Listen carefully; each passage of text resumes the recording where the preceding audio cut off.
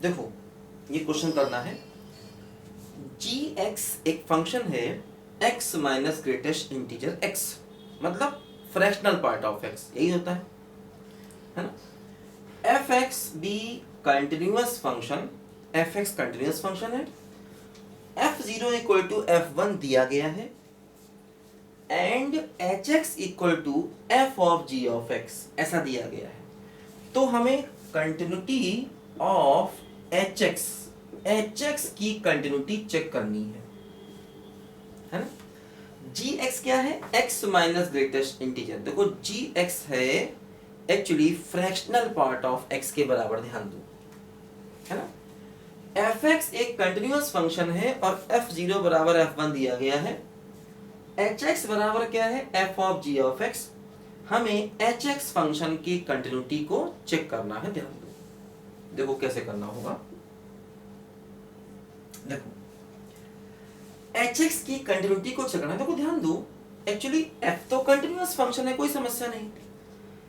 जी x function ये दिया गया है, मतलब फ्रैक्शनल पार्ट, और फ्रैक्शनल पार्ट फंक्शन को समस्या अगर होती है तो वो इंटीजर्स पर ही होती है, ध्यान दो, है ना। क्योंकि देखो बाहर वाला फंक्शन हमें एच के बारे में जानना है, एच है F of ji of X. Actually बाहर वाला फंक्शन जो एफ है वो एक कंटिन्यूअस फंक्शन है, और जी एक्स फंक्शन एक्चुअली देखो ये फ्रैक्शनल पार्ट है, और फ्रैक्शनल पार्ट इंटीजर्स पर डिसकंटिन्यूअस होता है।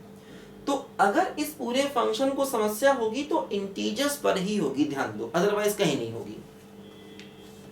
तो मान लो मैंने x इक्वल टू आई ले लिया, मान लो आई, हमने सोचा आई पर चेक करते हैं, इन जनरल इंटीजर पर चेक करते हैं। देखो x इक्वल टू आई पर जो y की वैल्यू होगी वो होगी f of g of x।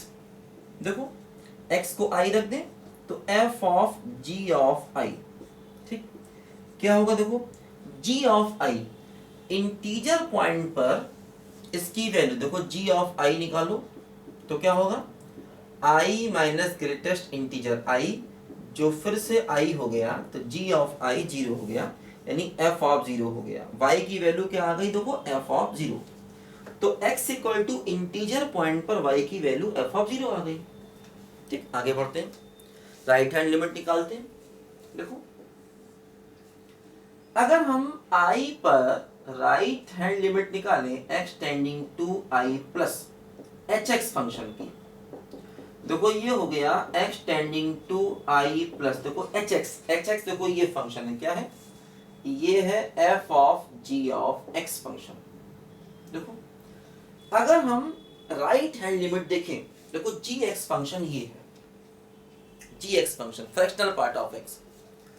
अगर हम राइट हैंड लिमिट देखेंगे तो क्या होगा, देखो जब आप फ्रैक्शनल पार्ट को देखते हैं तो देखो ये ग्राफ होता है इसका, ऐसे करके ये ग्राफ इसका होता है, ये जीरो होता है, ये वन होता है, ये टू। देखो जैसे किसी भी इंटीजर पर राइट हैंड लिमिट इसकी जीरो होगी, किसी भी इंटीजर पर, तो इसका मतलब राइट हैंड लिमिट अगर हम देखेंगे तो ये टर्म जीरो हो जाएगा, तो क्या बन जाएगा, एफ ऑफ जीरो हो जाएगा, ध्यान दो। क्योंकि किसी भी इंटीजर पर, देखो ये क्या है, एक्चुअली फ्रैक्शनल पार्ट है, फ्रैक्शनल पार्ट जी क्या है, बोलो जी फ्रैक्शनल पार्ट है ना, ये है जी। तो किसी भी इंटीजर पर फ्रैक्शनल पार्ट का ग्राफ देखो ऐसे बनता है, जैसे वन पर देखोगे तो right hand limit zero, two पर देखोगे फिर right hand limit zero, zero पर देखोगे तो फिर राइट हैंड लिमिट जीरो।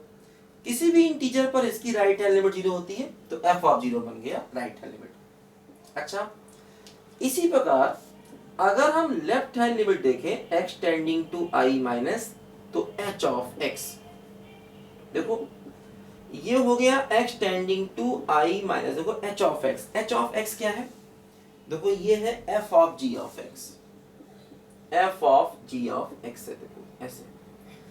अब देखो अगर हम किसी भी इंटीजर पर, देखो इसे वन पर देखें तो लेफ्ट हैंड लिमिट कितनी है, वन। टू पर देखोगे तो लेफ्ट हैंड लिमिट कितनी है, टू। तो किसी भी इंटीजर पर अगर आप देखोगे तो फ्रैक्शनल पार्ट की लेफ्ट हैंड लिमिट हमेशा वन है, ध्यान दो। देखो जैसे वन पर लेफ्ट हैंड लिमिट कितनी हो गई, वन। टू पर लेफ्ट हैंड लिमिट कितनी हो गई, वन।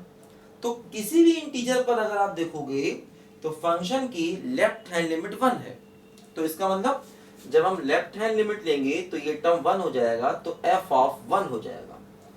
अब देखो फंक्शन की value f0, right hand limit f0, left hand limit f1 और f1 और f0 बराबर ऐसा दिया गया। f1 किसके बराबर? f0 के। तो इसका मतलब देखो राइट हैंड लिमिट ये क्या निकला है? ये निकला है राइट हैंड लिमिट, ठीक। और ये क्या निकला है? ये निकला है लेफ्ट हैंड लिमिट। और देखो ये है फंक्शन की वैल्यू।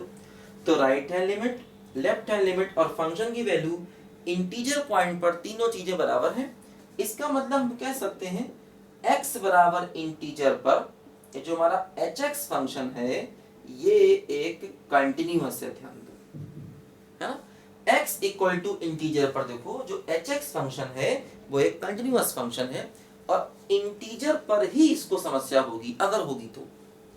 इसका मतलब हम कह सकते हैं कि hx फंक्शन कंटिन्यूअस है ऑन ऑल रियल नंबर्स, है ना। यानी हम कह सकते हैं जो हमारा hx फंक्शन है वो पूरी रियल लाइन पर कंटिन्यूअस है, क्योंकि hx को अगर समस्या होगी तो इंटीजर पर ही होगी और इंटीजर पर ये फंक्शन कंटिन्यूअस आ गया। तो जब इंटीजर पर ये फंक्शन कंटिन्यूअस आ गया इसका मतलब hx पूरी रियल लाइन पर हर जगह कंटिन्यूअस है, ध्यान दो। यही हमारे क्वेश्चन का आंसर आ गया, मतलब ये फंक्शन हर जगह कंटिन्यूअस है ना। अच्छा क्वेश्चन है, लिखो बच्चों ध्यान से इसको।